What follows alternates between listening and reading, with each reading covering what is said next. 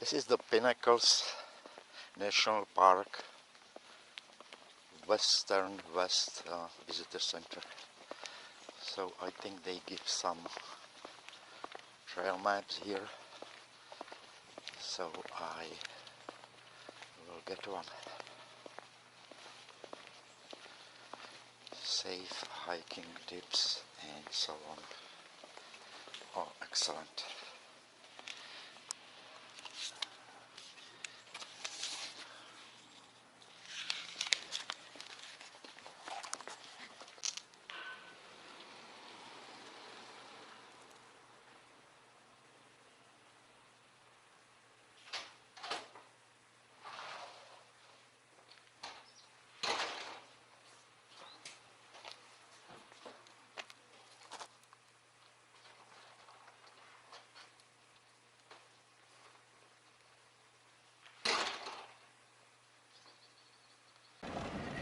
This is the last parking before trailheads. Almost ready to go.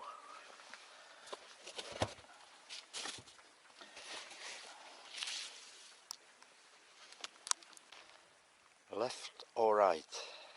Right. Juniper Canyon Trail.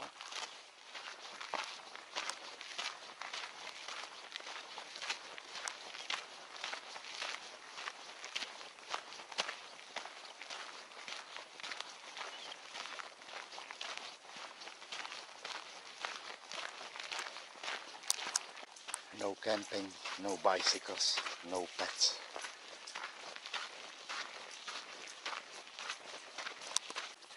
There are not many people on the trail today. It's Saturday and the parking lot is almost full, but it's not a big parking lot, maybe 40, 50 cars capacity. So I think it will be very neat.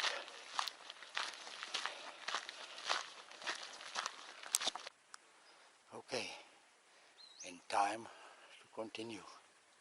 Up, up, up.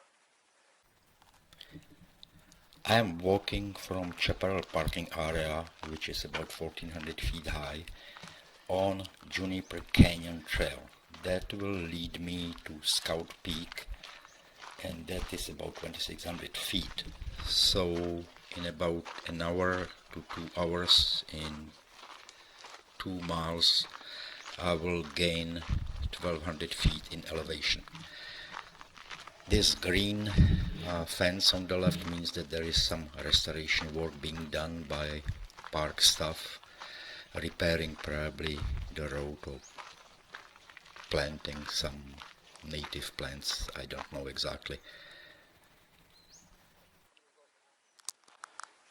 It's getting a little bit hot, combined with steep walk. It will be pretty hot when I get to the top.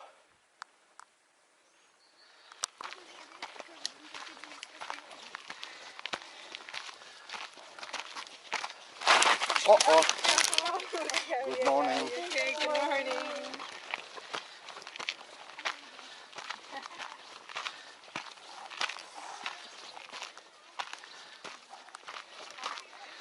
Yeah, it can be kind of slippery, not from being wet, but little fine gravel and sand.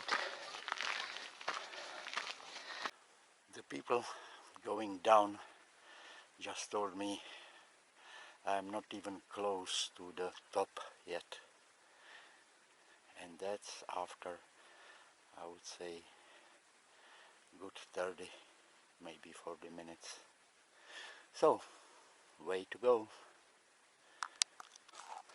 And down there, not sure if it's visible, is my parking lot.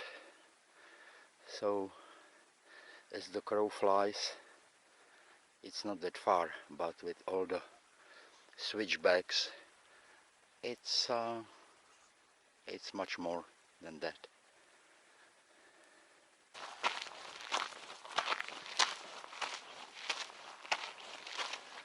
morning. Am I close to the top yet? Like a mile. A mile. Okay, thank you. I'm going that way too. Oh, you are not going down. No, I'm going up as well. Yeah, but I think it's a mile more. Okay, thank you. There's two ways. If you wanna if you see it, there's two. You can go that way or up. But I think it's like a circle. If you get when you get to the top, then you can get out from the other one. It's a tunnel, and then one it's right there is the deviation. I will try. Yeah, try both. Yes. Go up for one and then get down from the other one. It's right there. You see it? Yeah. Stick there. Yeah. Oh, thank you. And up and up and up we go, and up and up and up we go. Go, go, go. One more mile. Go, go, go. Up and up. I think I should mention some basic information about the park. So first, Pinnacles National Park is in Central California, about 50 miles inland from the Pacific Ocean, and if you go from San Francisco, it's about 140 miles south, mostly on Highway 101. One warning that I saw at the entrance to the park is that no road goes through the park. To get from one entrance, from the east to west, west to east, to the other, you must drive around the park, and it will take you about 2 hours driving time. Pinnacles has a Mediterranean climate, hot, dry summers, cool winters, and moderate rainfall, and that all influences park's plants and trees. Around Chaparral, where I am walking, there is usually in spring, if there is enough rainfall, a lot of wildflowers blooming. So it's very popular area in spring. Other than that, the park is open year around, so don't worry, you can come anytime. So the sign said high peaks, steep and narrow, and I guess that's kind of a highlight of the trail. At least I hope so. But looking around from here, the views are pretty spectacular.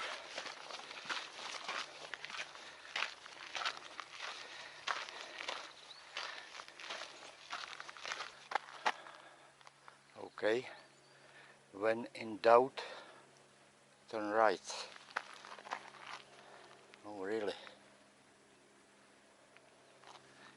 Okay, let's have a look here. Steep and narrow. This is obviously the end of this one.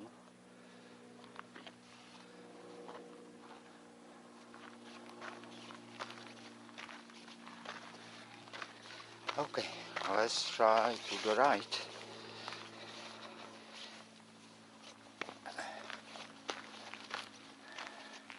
This is where I came from. Let's have a look here. I was kind of hoping for some top platform scenic view. I'm not sure that I'll get it. Oh, but I will.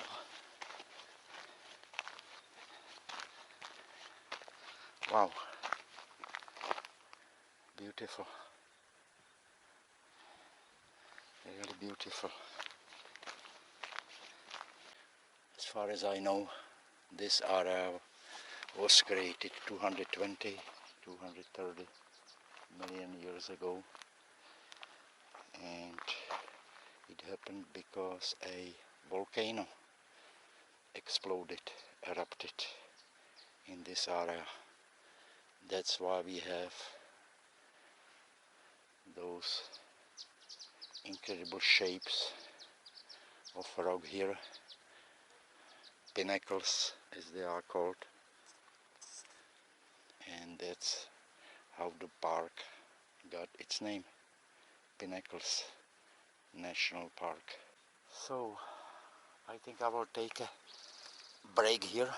I think the whole time I didn't take a sip of water, so I need to stay hydrated. Sweating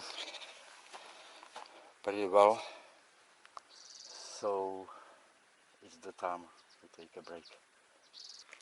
Yeah.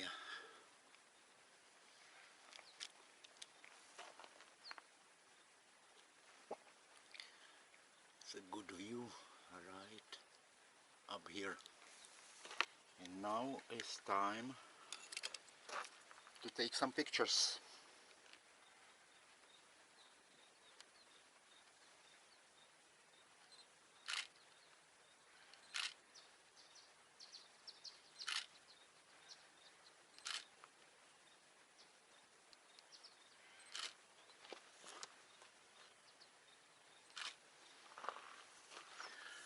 Okay, and I'll take your picture.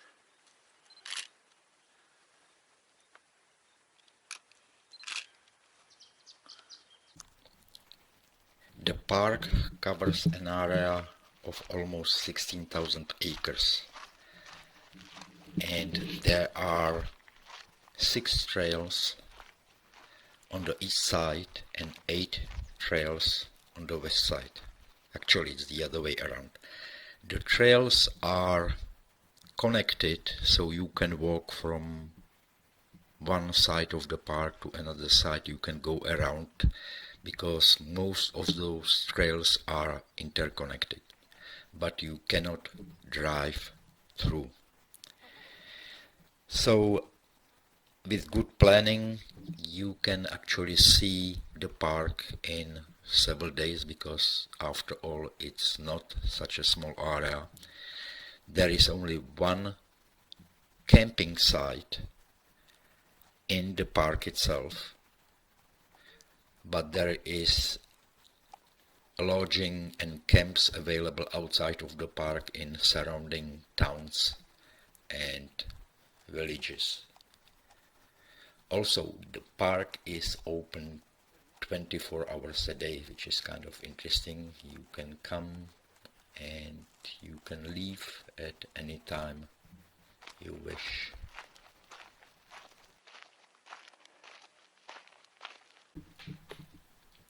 As I said, you can stay overnight or enter or leave the park at any time, but you cannot camp there, with the exception of one camp for the whole park. Interestingly enough, you can climb here, so climbers sometimes do come here, but because the whole area, all those rocks were created millions of years ago by volcanic eruption, the rock is very unstable. So compared to some other areas with the granite or basalt, this is not quite safe. Not that rock climbing is safe anyway. So if you do want to climb, the rock is or can be so unstable that even new bolts may fail. And if you have some faults below you, you can dislodge a rock and it can fall on them. So well, take precautions and be safe. Also, it is not allowed to take anything out of the park, no matter what. No interesting rocks, pieces of wood, definitely no vegetation, no seeds or branches, plants, absolutely not allowed whatsoever. Everything is supposed to stay in the park for others to enjoy and kind of for park to exist as close to its natural state as possible.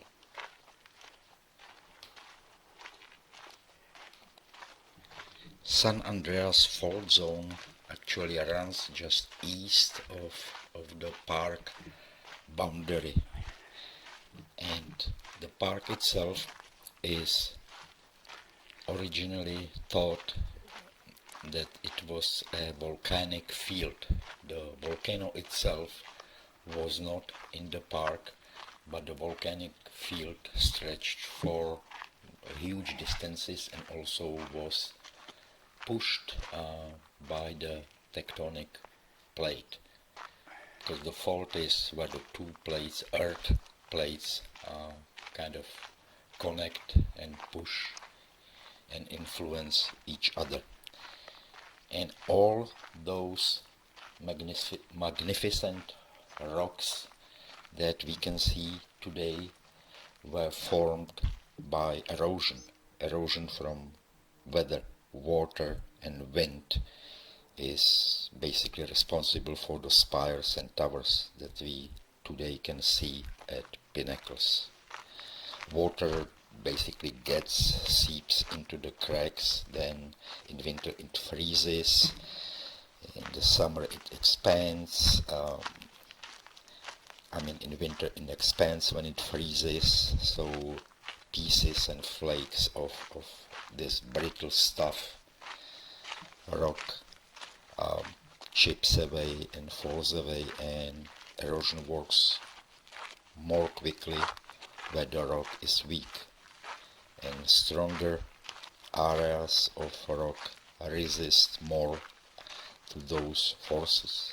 But over millions of years these changes occurred, and nearly a mile of rock from the volcanoes there are very distinctive rocks, and you can see them in the park itself. People lived nearby Pinnacles for hundreds of years, but there is not much known about them.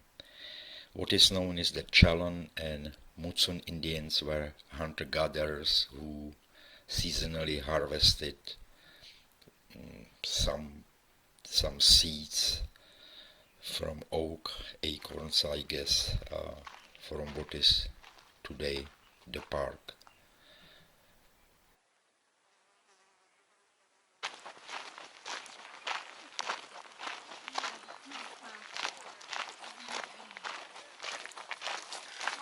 Hi. Hi. At the end of 19th century, people started coming into what is now the park, the Pinnacles, for recreation in higher numbers. And an unlikely, I would say, group of people started pushing for preservation of Pinnacles. Some local families that realized what a unique place it is. Stanford University President Jordan, US Forest Service boss at the time, and they were basically pushing for some protection, and their efforts paid off in 1908 when President Theodore Roosevelt proclaimed these geological formations a national monument. And in the 1930s, the civilian corps started building trails, tunnels, to make it kind of more accessible and enjoyable for tourists, for visitors. So they laid the trails and some picnic areas, built some picnic areas at that time already.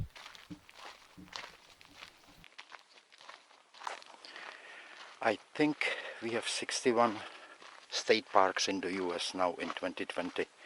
The first one was in 1872, if I'm not mistaken, Yellowstone, of course the oldest, the most famous and most visited.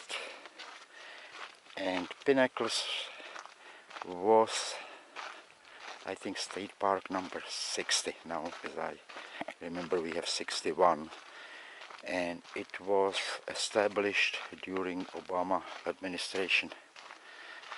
Now we have Trump in the White House, and given that we had roughly on average one state park per one president, a little bit more than that, but with Trump I don't think he will establish any new state park. Maybe industrial state park where they were mining for coal would be my guess, would be the best choice. Not even that, but no nature park, as everybody knows. Bunker Boy is not exactly a lover of nature. He doesn't really care if it will be preserved for future generations. Pinnacles was actually a state monument for maybe 100 years already, or a little bit more, before it became a state park. But monument usually is something smaller, maybe less significant. So when they got kind of more land, more area surrounding the monument, and the time was right, Obama signed the law declaring Pinnacles National Park. Given how much Bunker Boy Donald hates Obama and everything Obama did and stood for, starting with his dismantling of Affordable Health Care Act, known as Obamacare. If someone told him that Pinnacles National Park was established by Obama, he would certainly try to degrade it and delist it. But I think there is a good chance that it will stay as it is, because given how uneducated, stupid, ignorant, stable genius in the White House and people around him are, and in general don't give a damn about environment, he probably doesn't know it. So unless someone tells him, and I guess since he is surrounded by people like him, mostly ignorant and greedy, money oriented, they don't know about this. So let's hope in November the nightmare will be over and the park will be safe, even though I do think it's kind of not in jeopardy. And talking about stable genius in the White House, the smartest person he knows, stable genius and so on, it just reminded me about the current scandal with rich parents buying their children entrance to universities and colleges. So back to the topic of bunker boy, Donald Trump, the President of the United States. So I think his father bought him an entrance to college, as far as I remember. Bunker boy Donald attended Pennsylvania University, some kind of a business school. I think actually they have a famous business school. But his father not only bought him a entrance there, he also bought him a degree. How do I know? Well, just look at him. The guy is stupid like a rotten potato. Doesn't know anything, no skills, no knowledge. And what about some animals and critters living in the park? I think what is not really known at all is that this is a bee kingdom.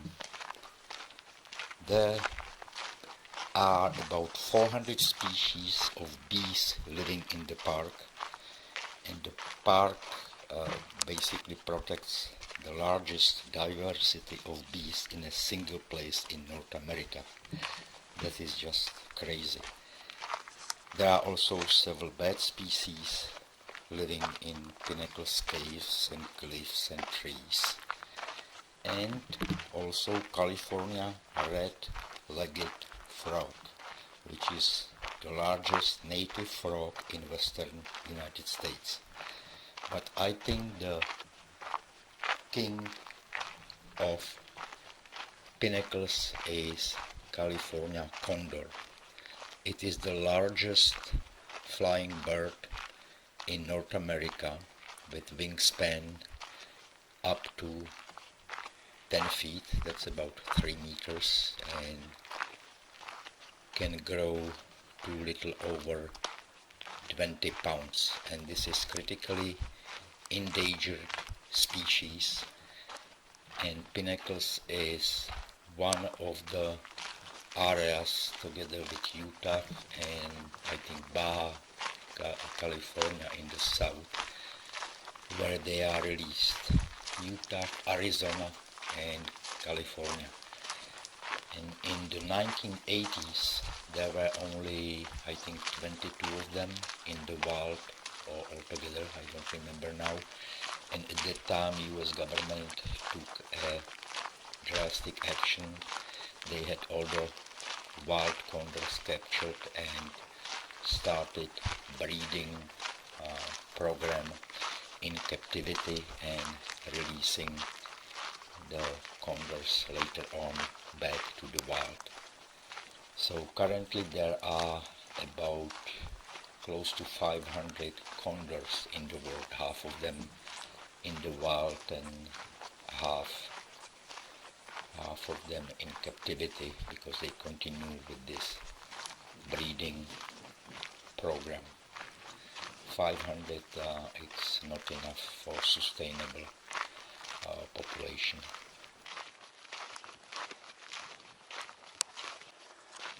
I'm almost back to the picnic area where I parked my car, so it's just a minute and I think I will have to drink. I walked about 5 miles I guess altogether, and all I had was 1 bottle of water on the top. That's a half-liter size or something like that. So I really need to hydrate as soon as possible. I hope you liked what you saw, and if you did, please subscribe below, hopefully before I kick the bucket.